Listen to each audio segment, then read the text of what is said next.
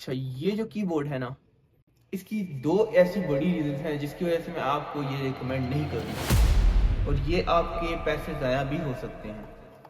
अस्सलाम वालेकुम। आज की वीडियो में हम एक गेमिंग कीबोर्ड की अनबॉक्सिंग करेंगे। एक तो होते हैं हाई एंड मैकेनिकल कीबोर्ड, आपको पूरी मैकेनिकल कीबोर्ड वाली फील आएगी, लेकिन ये होगा एक बजट गेमिंग कीबोर्ड। ये हमारे पास आ गया कीबोर्ड। ये कंप्लीट प्रोफेशनल कीबोर्ड इसे कह सकते हैं, लेकिन अभी मंगाया है, देखते हैं खोल के क्या सीन है। इस तरह के बैक बॉक्स के अंदर आता है। ये बॉक्स के पीछे ये सब कुछ इंफॉर्मेशन लिखी है कि बैक लाइट कीबोर्ड है और लेज़र क्रेविंग यानी कि डिजिट्स के अंदर से नज़र आएगा। और अब इसका शॉपर उतारते हैं। ये ऊपर गया शॉपर। ये हमारे सामने आ जाता है कीबोर्ड। अच्छा, ये जो कीबोर्ड है ना, इसकी दो ऐसी बड़ी रीज़न्स हैं जिसकी वजह से मैं आपको ये रिकमेंड नहीं करूँगा और ये आपके पैसे ज़ाया भी हो सकते हैं। 3 ऐसी रीज़न्स भी बताऊँगा जिसकी वजह से ये आपको परचेज़ करना चाहिए। चलिए शुरू करते हैं सबसे पहले परचेज़ करने की रीज़न से। सबसे पहले तो ये बजट फ्रेंडली है। इन सेकंड प्लेस ये आपको एक प्रीमियम फील देता है ऊपर की तरफ से, क्योंकि ये बजट होने के साथ साथ काफ़ी अच्छा कीबोर्ड है। और तीसरे नंबर पे अगर आप इन फ्यूचर चेंज करना चाहते हैं कीबोर्ड, तो ये आपको उसी प्राइस के अंदर मिल रहा है जिस प्राइस के अंदर आपको नॉर्मल विदाउट बैकलाइट कीबोर्ड मिलते हैं, तो लिहाजा आपकी गेमिंग की शौक भी थोड़े बहुत पूरे कर देगा। सबसे पहले आ जाते हैं इसके नुकसान पे। नुकसान ये है कि इसके प्लास्टिक बिल्ड है और जो कि मुझे अभी इतनी ड्यूरेबल नहीं लगी। यानी जो इस रेंज में दूसरा कीबोर्ड आता है जिसके अंदर बैकलाइट नहीं होती, वो थोड़ा मजबूत होता है। दूसरे नंबर पे इसके अंदर एक फॉल्ट है जो कि शायद मेरे पीस के साथ ही आया है। ये मैं आगे चल के आपको बताता हूँ कि इसके अंदर फॉल्ट क्या आया है ये, और शायद मुझे उम्मीद है कि मेरे वाले पीस के अंदर ही आया हो।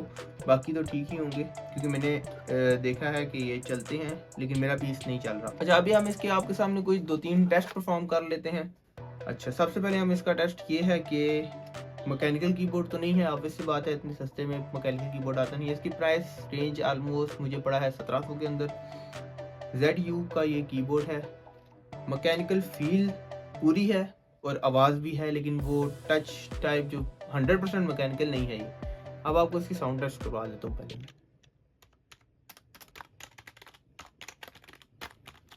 साउंड तो इसका काफ़ी अच्छा है, लेकिन अब जो मैं नेक्स्ट इसको पीसी पे लेके जाके आपको टेस्ट कराता हूँ और मैं आपको बताता हूँ कि मेरे साथ मसला क्या आया है, और ये आपको लैपटॉप को जला भी सकता है। और कोशिश करें, अगर आपकी जेब इजाज़त देती है तो अच्छे वाला परचेज़ करें, नहीं तो अगर बजट के साथ ही टाइट रहना है तो ये परचेज़ कर सकते हैं, लेकिन इसका एक छोटा सा रिस्क भी है। अच्छा, तो ये है हमारा कीबोर्ड एंड इसका आपको बताता हूँ। सबसे पहले मुझे ये माउस अनप्लग करना पड़ेगा, क्योंकि ये मेरे पीसी में जब भी लैपटॉप में मैं इसे लगाता हूँ तो ये एक इशू करता है। या अंदर से इसकी वायरिंग लूज़ है, कोई इस तरह का मसला है। मैंने इंटरनेट पे प्रॉपर्ली चेक किया, लेकिन मुझे उस पर यही शो हुआ है कि इस कीबोर्ड को ना लगाओ। और बार बार कीबोर्ड, मेरा जो लैपटॉप का मदरबोर्ड है वो स्विच कर रहा है कि ये हार्मफुल है और इसे ना लगाओ क्योंकि आपका मदरबोर्ड जल सकता है। लेकिन ये मसला तब आता है जब मैं इसकी बैकलाइट ऑन करता हूँ। अभी आपके सामने सारा प्रॉपर मसला मैं शो करता हूँ। इसे सबसे पहले प्लग इन कर देते हैं। ये प्लग हो गया है और ये चल भी रहा है। मैं आपको स्क्रीन पे शो भी करा देता हूँ। ये देखें, साउंड भी चेक कर लें आप, और काफ़ी अच्छे से वर्क कर रहा है। कोई इशू नहीं है, कोई मसला नहीं है, कुछ भी नहीं है। लेकिन अभी आपको बताता हूँ कि क्या इशू है। ये मैंने इसकी बैकलाइट ऑन की,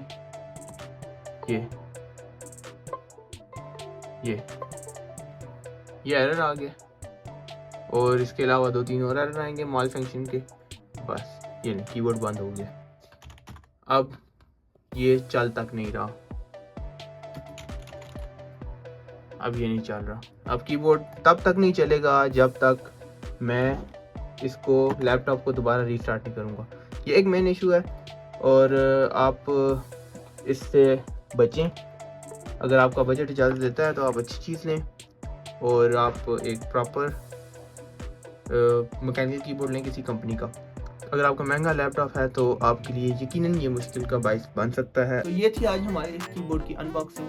उम्मीद करता हूँ आपको वीडियो पसंद आई होगी, और अगर वीडियो पसंद आई तो वीडियो को लाइक और चैनल को सब्सक्राइब करके लाजमी जाइएगा, क्योंकि आप जितना ज़्यादा चैनल को सब्सक्राइब करेंगे, वीडियो शेयर करेंगे और लाइक करेंगे, उतना ही हमें सपोर्ट मिलेगी और हम आपके लिए ऐसी अच्छी वीडियोस लाते रहेंगे।